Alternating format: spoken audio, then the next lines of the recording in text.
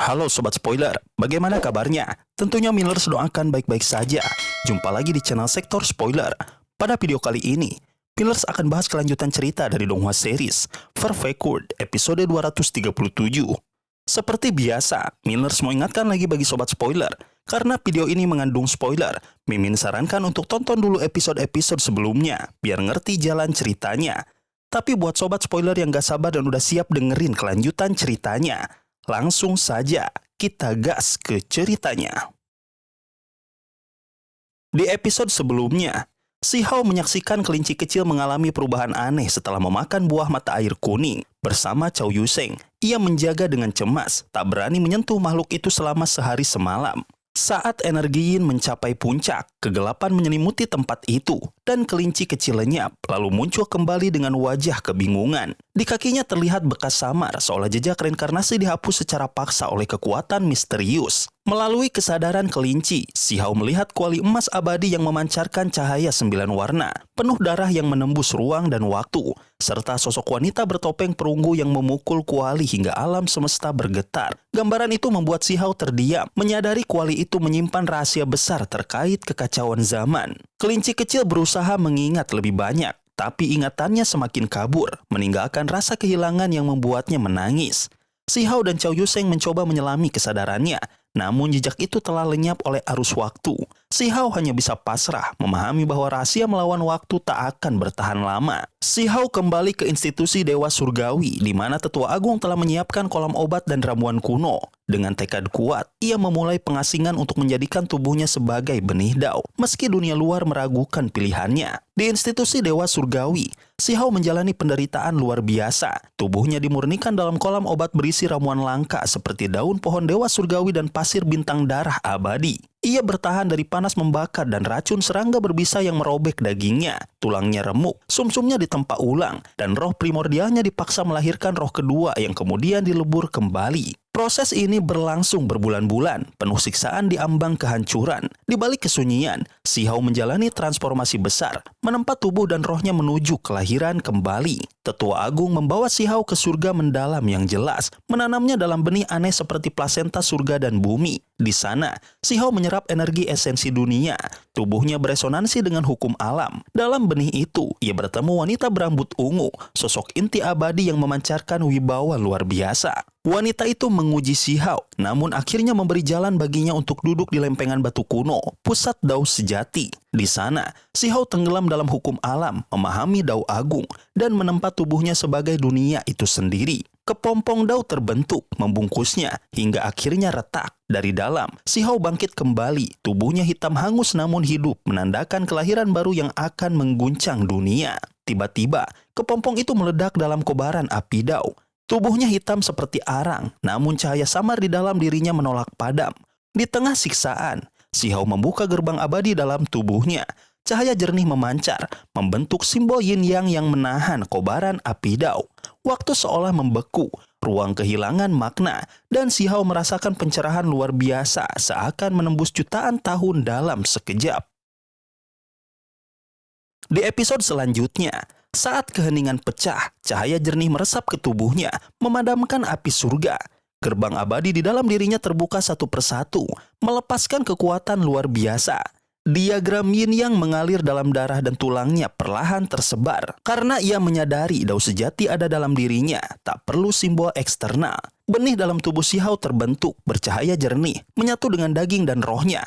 Cahaya itu berasal dari gerbang-gerbang yang tak sepenuhnya tertutup, membentuk benih ajaib yang terhubung dengan esensi kuno. Ia menempuh jalan yang belum pernah dilalui, mengandalkan tubuhnya sebagai benih, berbeda dari benih surga yang bergantung pada alam semesta. Wanita itu terkesima, menyadari keberanian dan keajaiban jalan Si Hao, meski prosesnya nyaris merenggut nyawanya.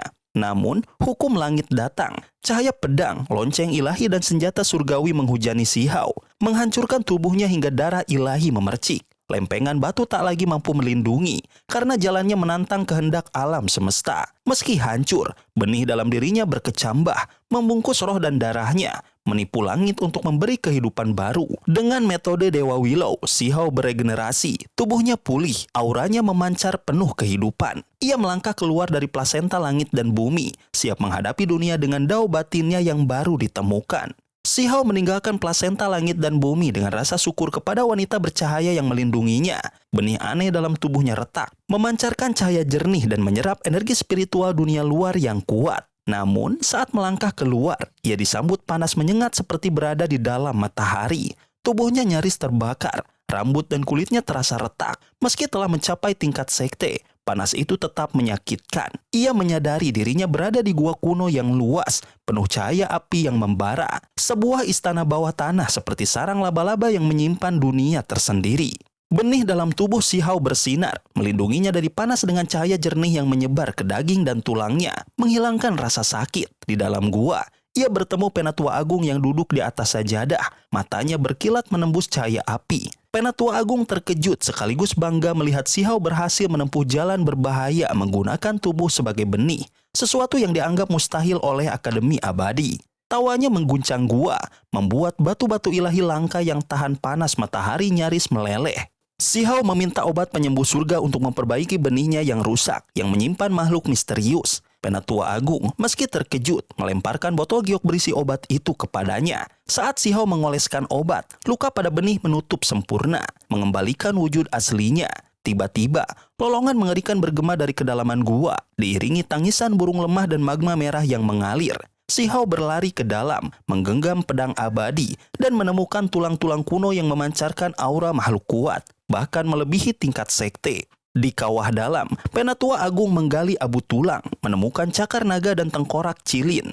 Tanda bahwa gua ini dulunya kediaman Kaisar Raja Apidau. Tiba-tiba, makhluk hangus menyerupai manusia dengan sayap keemasan muncul, masih hidup, membuat gua bergetar. Penatua Agung dengan suara gemetar menyebutnya keajaiban dan memerintahkan si Hao segera kembali ke institusi Dewa Surgawi karena tempat ini terlalu berbahaya. Si Hao pun pergi, melonjak ke langit menuju surga yang tak terukur, dunia asalnya. Di luar dunia, 2,5 tahun telah berlalu dan era itu dipenuhi kebangkitan para jenius. Si Hao melintasi lautan, gurun dan pegunungan hijau, tiba di pegunungan merah yang berkilau seperti karang, penuh tanaman spiritual. Ia melihat pembudidaya tua meneliti akar spiritual, mempersiapkan penggabungan Akademi Abadi, Akademi Suci, dan institusi Dewa Surgawi untuk menciptakan tanah suci terhebat. Mereka mencari gua abadi legendaris milik Raja Abadi yang jika ditemukan akan mengguncang 9 surga 10 bumi.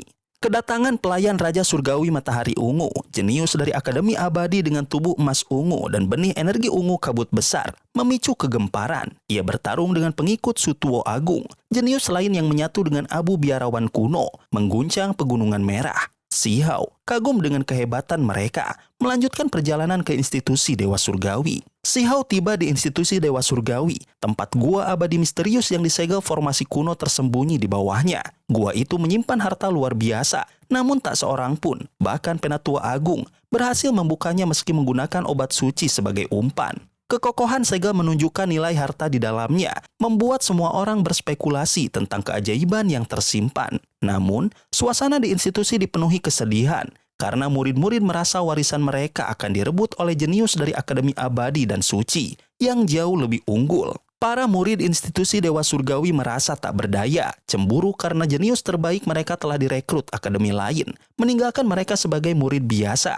Ketika gua abadi akan dibuka bersama oleh 3 akademi, mereka yakin makhluk tertinggi dari Akademi Abadi dan Suci akan mendominasi. Seorang pemuda dari Akademi Abadi memperburuk suasana dengan meremehkan murid dari ras sapi barbar dan ras gajah raksasa emas. Menyindir mereka hanya cocok mengangkut artefak berat. Kemarahan murid-murid institusi memuncak, namun mereka tak bisa melawan, merasa terhina di wilayah sendiri.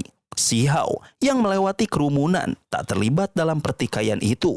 Pikirannya terfokus pada tantangan besar, musuh kuat yang akan dihadapi dan perubahan dunia yang menanti. Ia mendengar diskusi tentang kehebatan jenius era ini, seperti Raja Surgawi Matahari Ungu, Raja Langit Kecil, Taois Cigu, Santok Kecil, dan Jizan, yang menyatu dengan benih kuno legendaris. Kemunculan mereka membawa harapan baru, mengubah prediksi bahwa dunia akan tenggelam dalam kegelapan. Nama Huang, identitas lamanya, disebut dengan nada penyesalan, dianggap tertinggal karena tak menyatu dengan benih sempurna. Tiba-tiba, cahaya biru memancar dari kolam lumpur di bawah institusi, tempat yang diduga sebagai pintu masuk gua abadi. Lansian, putri klan biru yang menyatu dengan benih kubah langit, muncul dengan aura menakjubkan. Kekuatannya setara dengan Raja Surgawi Matahari Ungu yang pernah ia lawan hingga imbang. Tak lama, Sutuo Agung dan Cigu tiba, masing-masing dengan mangkuk emas dan angin surgawi yang mengguncang. Kehadiran 4 makhluk tertinggi ini, Lansian, Sutuo Agung, Cigu, dan Raja Surgawi Matahari Ungu memicu ketegangan karena semua menduga gua itu menyimpan warisan Raja Abadi. Bentrokan sengit terjadi saat keempat makhluk tertinggi berebut benda misterius yang muncul dari kolam lumpur. Lansian menghadapi Sutuo Agung, sementara Cigu beradu dengan Raja Surgawi Matahari Ungu, menciptakan riak energi seperti gelombang laut. Murid institusi Dewa Surgawi dipaksa mundur, dihina sebagai pengamat lemah, membuat mereka semakin marah. Formasi kuno di sekitar kolam menahan kehancuran, namun suasana makin kacau saat cahaya kabur melesat, membungkus benda misterius dari gua. Si Hao, yang dikenal sebagai Huang, muncul kembali di kolam lumpur institusi Dewa Surgawi, mengejutkan semua orang setelah 3 tahun menghilang. Dulu pahlawan muda yang disegani, ia kini tampak tenang dan sederhana, jauh dari sikap berani yang melekat padanya. Meski dianggap meredup karena tak memiliki benih dao sempurna, kehadirannya membawa harapan baru bagi murid-murid institusi Dewa Surgawi. Mereka yang merasa terhina dan terpinggirkan oleh Akademi Abadi dan Suci, bersorak penuh semangat melihat Si Hao sebagai simbol kebangkitan institusi yang telah kehilangan jenius terbaiknya. Di tangan Si Hao, sebuah kotak batu kuno bersinar dengan cahaya dao abadi, menarik perhatian makhluk tertinggi seperti Lansian, Raja Surgawi Matahari Ungu, dan Cigu. Kotak itu yang terbang sendiri dari kolam lumpur memicu hasrat semua orang. Namun, Jin Jiaoxi, sosok bertanduk emas dari Akademi Abadi, menantang Si Hao dengan nada meremehkan, menyatakan kotak itu harus diserahkan ke otoritas tertinggi. Sikapnya yang arogan memicu kemarahan murid-murid institusi Dewa Surgawi yang merasa Jin Jiaoxi tak akan berani menantang jika kotak itu dipegang oleh makhluk tertinggi lain. Si Hao menolak menyerahkan kotak, dengan tenang menantang Jin Jiaoxi untuk mengambilnya. Ketika Jin Jiaoxi menyerang dalam wujud badak dewa, tanduk emasnya memancarkan energi logam yang tajam. Namun, Si Hao bergerak seperti kilat, dengan satu gerakan memotong tanduk itu, mengguncang bumi dengan lolongan badak yang kesakitan. Dalam sekejap, ia menghancurkan senjata terkuat Jin Jiaoxi, mengejutkan semua orang. Lansian memuji kecerdikan Si Hao yang memanfaatkan kekuatan lawan untuk menyerang titik lemahnya dengan teknik sederhana namun mematikan. Jin Jiaoxi malu dan ketakutan, berusaha melarikan diri. Namun, cahaya ungu memenuhi langit, dan Zitong, pelayan Raja Surgawi Matahari Ungu, muncul dengan energi keberuntungan yang kuat, memerintahkan Jin Jiaoxi berdiri di sisinya. Si Hao hanya tersenyum dingin, menyadari keberanian Jin Jiaoxi didukung oleh Zitong. Tiba-tiba, matahari ungu besar turun, membawa Raja Surgawi Matahari Ungu yang memancarkan aura ilahi. Ia menyapa Si Hao dengan wibawa, mengakui reputasinya meski ini pertemuan pertama mereka. Raja Surgawi Matahari Ungu dari dalam matahari ungunya memuji kekuatan Si Hao yang mengalahkan Jin Jiaoxi, namun mempertanyakan apakah ia memiliki benih sempurna. Si Hao dengan jujur mengaku tak mendapatkannya dari Akademi Abadi, memicu kekecewaan di kalangan murid institusi Dewa Surgawi. Beberapa murid Akademi Abadi seperti Wu Tai mengejeknya, merasa Si Hao tak lagi berbahaya. Zitong dengan arogan menantang Si Hao, menyebutnya tak layak melawan Raja Surgawi karena tak memiliki benih sempurna. Cahaya warna-warni memancar dan sekelompok teman Si Hao dari 3.000 provinsi, Cao Yuseng, Kelinci Giok Bulan, Chang Gongyang, dan lainnya muncul untuk membelanya. Mereka mengecam Zitong, menegaskan bahwa Si Hao, meski tanpa benih sempurna, jauh lebih kuat. Marah, Zitong menyerang dengan energi ungu, tetapi Si Hao dengan tenang mengulurkan jari telunjuknya. Jarinya membesar seperti gunung, menghantam Zitong hingga terlempar dengan tulang patah nyaris hancur, mengejutkan semua orang dengan kekuatannya. Kemenangan telak Si Hao atas Zitong membuat suasana membeku. Meski tanpa benih sempurna, ia menunjukkan kekuatan luar biasa, memicu spekulasi bahwa ia memperoleh kesempatan besar selama pengasingan. Lansian mengenali penggunaan catatan primordial sejati dalam tekniknya, sebuah kitab suci kuno yang jarang dikuasai. Si Hao memahami bagian bimbingan ilahi dan diagram 10.000 roh, mengubah kelemahan menjadi keajaiban dengan kesederhanaan yang mematikan. Raja Surgawi Matahari Ungu terkesan namun tetap arogan, mengakui kehebatan catatan primordial sejati, namun meragukan Si Hao bisa menandinginya tanpa benih sempurna. Ia menolak kritik terhadap Akademi Abadi, menegaskan keadilannya, dan menyatakan Si Hao tak layak menjadi lawannya.